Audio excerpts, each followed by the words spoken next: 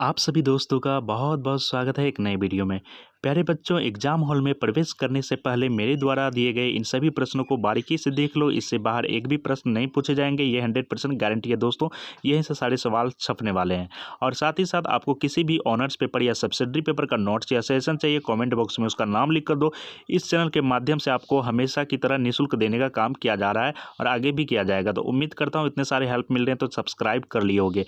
बिल्कुल सब्सक्राइब कर लेना है आप सभी छात्रों को। और यहाँ पर जो है आपको मैं कुछ कमेंट दिखाता हूँ। इस तरह के कमेंटों की संख्या कुल मिला के लाखों में है, परंतु मैं लाखों का कमेंट नहीं दिखा सकता। यहाँ पर कुछ बच्चों का ही कमेंट दिखाऊंगा। इस कमेंट में आप सभी साफ साफ देख सकते हो, मेरे द्वारा एग्जाम से 1 महीना पहले आप सभी बच्चों को सजेशन दिया जाता है, यानी कि इंपॉर्टेंट और सेलेक्टेड प्रश्न दिए जाते हैं, ठीक है। और वही प्रश्न आपके एग्जाम में सेम टू सेम देखा जाता है, यानी कि छपता है। तो प्यारे दोस्तों, मैं पिछले 5 वर्षों से जो है विद्यार्थियों को सजेशन देने का कार्य कर रहा हूँ, बिल्कुल निःशुल्क। और कहीं ना कहीं मेरा एक्सपीरियंस अब देखने को मिल रहा है, ठीक है। मेरा एक्सपीरियंस देखने को मिल रहा है यही कि अभी मेरे द्वारा जो भी प्रश्न बताए जा रहे हैं वो सारे प्रश्न आपके यूनिवर्सिटी वाले एग्जाम में पूछे जा रहे हैं। तो प्यारे दोस्तों, यहाँ पर देख सकते हो विद्यार्थियों ने किस तरह तारीफ करी है हमारी और किस तरह उनका फीडबैक है। देख सकते हो कितना बेहतरीन फीडबैक है। फीडबैक 100% आप भी दो। यदि आपके एग्जाम में सवाल पूछे जा रहे हैं तो आपको भी देना चाहिए, ठीक है।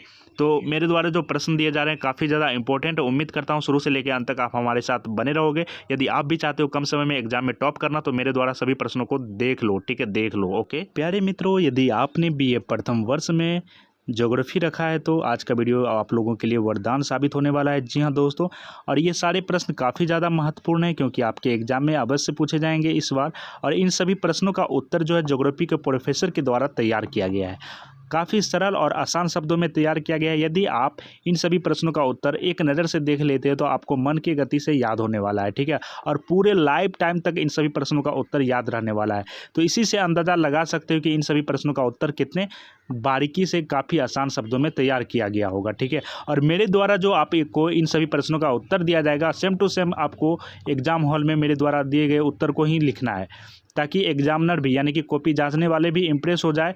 क्योंकि वो आप लोगों से उम्मीद लगाए रहते हैं, एग्जामिनर आप लोगों से उम्मीद लगाए रहते हैं कि विद्यार्थी जो है हो सके तो जितना से जितना आसान शब्दों में उत्तर देने का काम करें, ताकि हम उसे ज्योग्राफी जैसे सब्जेक्ट में फुल स्कोर प्रदान करें, ठीक है। और आपके पूरे वर्ष की तैयारी को मात्र इस 10 मिनट के वीडियो में कवर किया जा रहा है दोस्तों। पूरे वर्ष की तैयारी को मात्र इस 10 मिनट के वीडियो में कवर किया जा रहा है।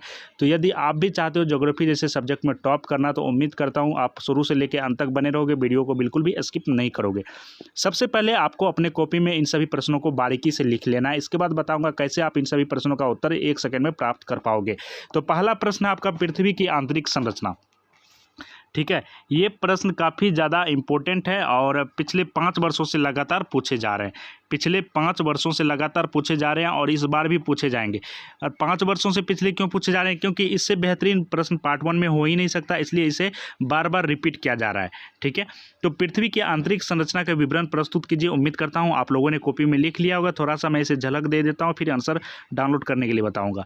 तो इसका थोड़ा सा मैं झलक दे दूँ। पृथ्वी की आंतरिक संरचना के 3 प्रधान अंग हैं, ठीक है। पृथ्वी का जो आंतरिक संरचना है इनके 3 प्रधान अंग हैं। पहला आपका आ जाता है ऊपरी सतह। मान के चलो ये पृथ्वी है, ये पृथ्वी है, ठीक है। पृथ्वी जो है गोल है, तो ये ऊपर वाला जो आ जाता है आपका ऊपरी सतह, ठीक है। ऊपरी सतह जिसे आप भूपर्पट्टी भी बोल सकते हो, इंग्लिश में बोले तो आप इसे क्रस्ट भी बोल सकते हो। ऊपरी सतह को आप भूपर्पट्टी बोलते हो, जिसे आप इंग्लिश में क्रस्ट बोलते हो, ठीक है। इसके बाद मध्य भाग जो है आपका प्यारे बच्चों, मध्य भाग को हम लोग क्या बोलते हैं? मेंटल, ठीक है। मध्य भाग को हम लोग मेंटल बोलते हैं। और सबसे निचले वाले भाग को क्या बोलेंगे हम लोग? सबसे निचले वाले भाग को बोलेंगे क्या? आंतरिक स्तर, जिसे आप धात्विक क्रोड, आंतरिक स्तर बोलेंगे, जिसे आप धात्विक क्रोड भी बोल सकते हो या इंग्लिश में आप इसे कोर भी बोल सकते हो, ठीक है। तो आप लोगों ने देखा, ऊपर वाले को हम लोग भूपर्पट्टी बोलते हैं, बीच वाले को क्या बोलते हैं? मेंटल, जिसे मध्य स्तर भी बोल सकते हैं, और नीचे वाले को क्या बोलते हैं? आंतरिक स्तर, जिसे आप धात्विक क्रोड भी बोल सकते हो। अब मान के चलो ये पृथ्वी का कुल आयतन है। पृथ्वी के कुल आयतन में आपको ये पता लगाना है कि कितना परसेंट भाग जो है वो भूपर्पट्टी में आता है। तो यहाँ से यहाँ तक भूपर्पट्टी है, तो 0.5 भाग जो है भूपर्पट्टी, जिसे आप ऊपरी सतह भी बोल सकते हो। 0.5 भाग जो है वो भूपर्पट्टी के लिए तय किया गया है। इसके बाद बीच वाला भाग को मैंने क्या बोला था? मध्य स्तर, यानी कि मेंटल, ठीक है। ये कुल मिला के 83 भाग, यानी बीच वाला भाग जो है 83 भाग को कवर कर लेता है, ठीक है। और सबसे लास्ट नीचे जो है वो आपका हो जाता है आंतरिक स्तर, जिसे आप धात्विक क्रोड बोल सकते हो। ये 16 भाग जो है ये कवर करता है। तो सबसे ऊपरी भाग जिसे आप भूपरपट्टी बोलते हो ये 0.5, बीच वाला भाग जिसे आप मेंटल बोलते हो ये कितना भाग ले चुका है 83 भाग, और सबसे नीचे आपका जो है आंतरिक स्तर जिसे आप धात्विक करोड़ बोलते हैं ये 16। कुल मिला के कितना हो जाता है 100 से कुछ ज़्यादा हो जाता है। तो प्यारे दोस्तों, अब आप लोगों के सामने एक और सवाल और भी आ जाता है कि ये भूपरपट्टी, ठीक है, भूपरपट्टी और यानी कि जिसे आप क्रस्ट भी बोल सकते हो, ठीक है, भूपरपट्टी अथवा क्रस्ट की मोटाई कितनी है, यानी कि सबसे ऊपर वाले भाग की मोटाई कितनी है, ये लगभग 8 किलोमीटर से लेकर 40 किलोमीटर तक होता है, ठीक है, ये लगभग 8 किलोमीटर से लेकर 40 किलोमीटर तक की इसकी मोटाई है। किसकी मोटाई है? तो भूपरपट्टी, जिसे आप क्रस्ट भी बोल सकते हो, ठीक है। तो प्यारे दोस्तों, इसके बारे में हम लोग काफ़ी विस्तार से समझेंगे। मैंने थोड़ा सा झलक दिया। झलक देने का वजह ये था कि जब मेरे द्वारा जो आंसर दिया जाए तो आप लोगों को ये दिमाग में होना चाहिए कि हाँ, मैंने इन प्रश्नों का उत्तर पहले भी जानने का प्रयास किया हुआ था, तो और भी आपकी दिलचस्पी बढ़ेगी। और दिलचस्पी जब बढ़ती है तो आपको रटने की आवश्यकता होती नहीं, क्योंकि जब आप कोई मूवी देखते हो तो क्या आपने उसे रटने का प्रयास करते हो? बिल्कुल नहीं, क्योंकि आप मूवी के ऊपर आपका दिलचस्पी होता है, बिना रटे ही याद हो जाता है, वो भी लाइफ टाइम। तो इसलिए मैं आप लोगों को कहीं ना कहीं इसमें दिलचस्पी लाने का काम कर रहा हूँ। इसके बाद मैं उत्तर दूंगा। तो उम्मीद करता हूँ आप लोगों ने इन प्रश्नों को लिख लिया होगा। इसके बाद आपका सेकंड क्वेश्चन है आपका, वलित पर्वतों के निर्माण से संबंधित होम्स के संवहन तरंग सिद्धांत की विवेचना कीजिए। वलित पर्वतों के निर्माण से संबंधित होम्स के संवहन तरंगों की सिद्धांत की विवेचना कीजिए। ये प्रश्न जो है पिछले 8 वर्षों से लगातार पूछे जा रहे हैं। आप लोगों को विश्वास ना हो तो एक बार क्वेश्चन बैंक को पलटा के देख लेना, ठीक है, फिर विश्वास हो जाएगा, इस प्रश्न की अहमियत आपको पता चलेगी। प्यारे दोस्तों, वलित पर्वत की बात आती है तो हिमालय, खरा हिमालय बता रहा है, डरो ना आंधी पानी से, खड़े रहो तुम अवचल होके हर संकट तूफानों से। तो प्यारे दोस्तों, हिमालय की जब बात आती है तो हिमालय कौन सा पर्वत है? वलित पर्वत है। हिमालय जो है वलित पर्वत है, और हिमालय कहाँ पर है? भारत में है। तो प्यारे दोस्तों, वलित पर्वत की भूमिका आप समझ सकते हो। वलित पर्वत जो है कितने बड़े हो सकते हैं और इनकी भूमिका और इनकी अहमियत क्या है, इसके बारे में थोड़ा सा मैं आपको झलक दे दूँ। तो प्यारे दोस्तों, सबसे पहले हम लोग जानेंगे वलित पर्वत है क्या। तो वलित पर्वत का निर्माण 2 महाद्वीपीय प्लेट या एक महाद्वीपीय प्लेट और या एक महासागरीय प्लेट के अभिसरण या आपस में टकराने के परिणाम स्वरूप होता है, ठीक है। एक बार मैं फिर से डिटेल्स में बता दूं, वलित पर्वत का निर्माण जो है 2 महाद्वीप, ये एक महाद्वीप है, ये एक महाद्वीप है, ठीक है।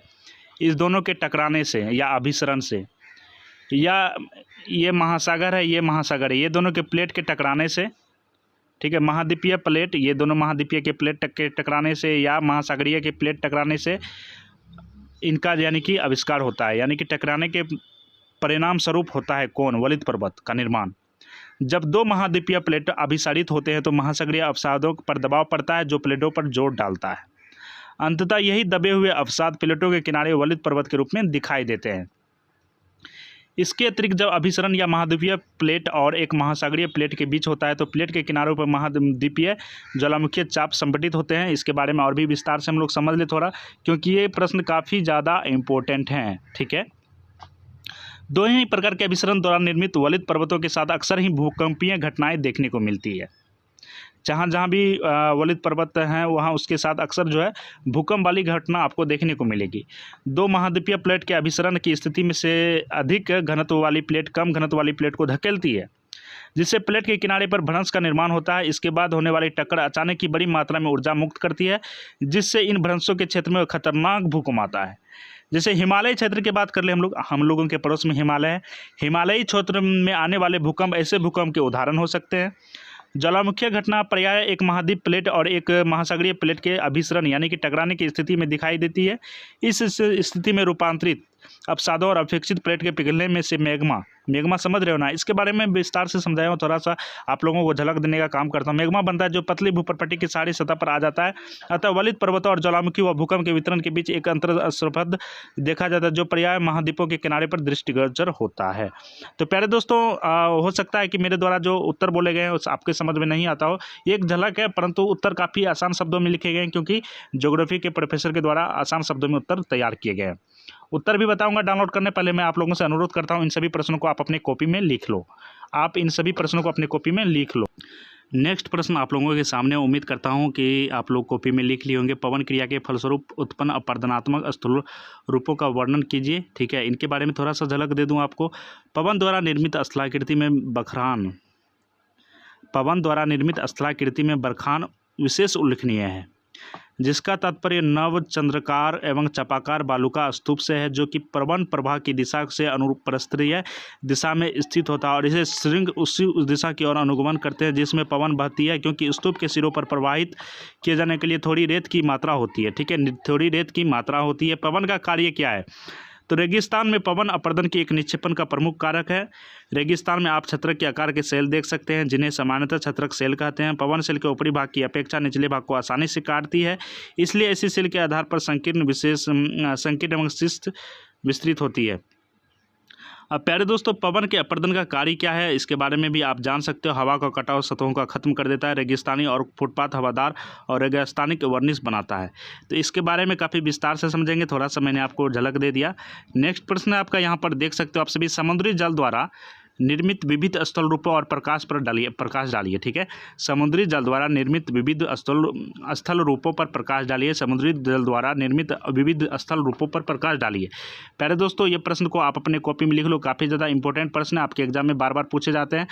समुद्री जल द्वारा निर्मित विविध स्थल रूपों पर प्रकाश डालिए।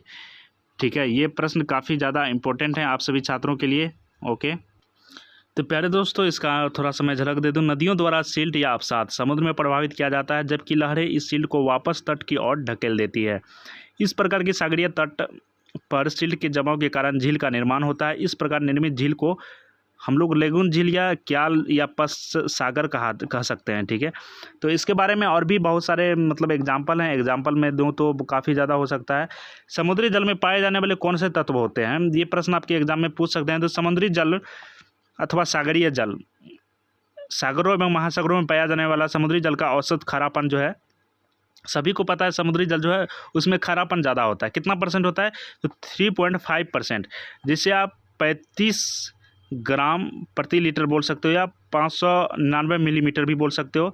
इसका अर्थ होता है कि प्रति किलोग्राम समुद्री जल में लगभग 35 ग्राम सागरीय नमक घुला होता है। इस मुख्य रूप में सोडियम क्लोराइड के आयन भी होते हैं। तो ये सब तत्व पाए जाते हैं। ठीक है, ये सब तत्व पाए जाते हैं। इसके बाद नेक्स्ट प्रश्न आपका 5वां प्रश्न है, यहाँ पर देख सकते हो।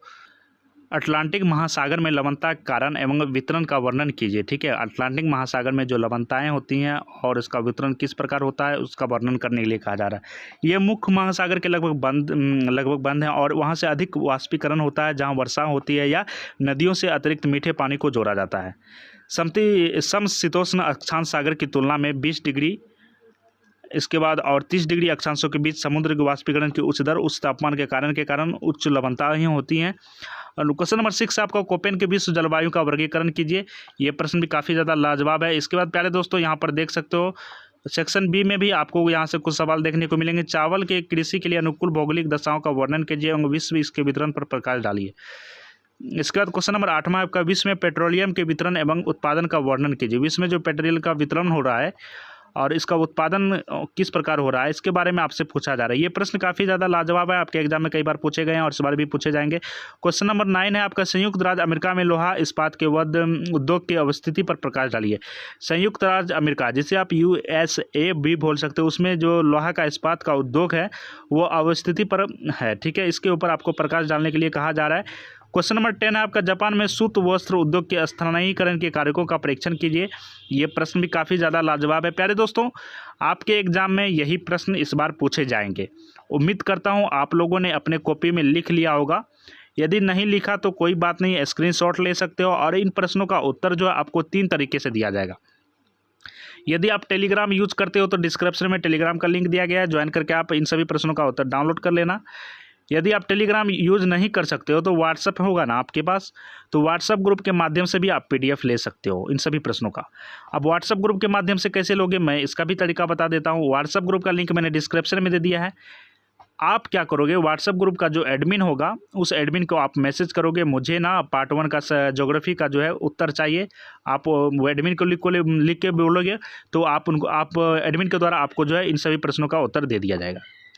अब पहला तरीका जो है वो सबसे बेस्ट तरीका है।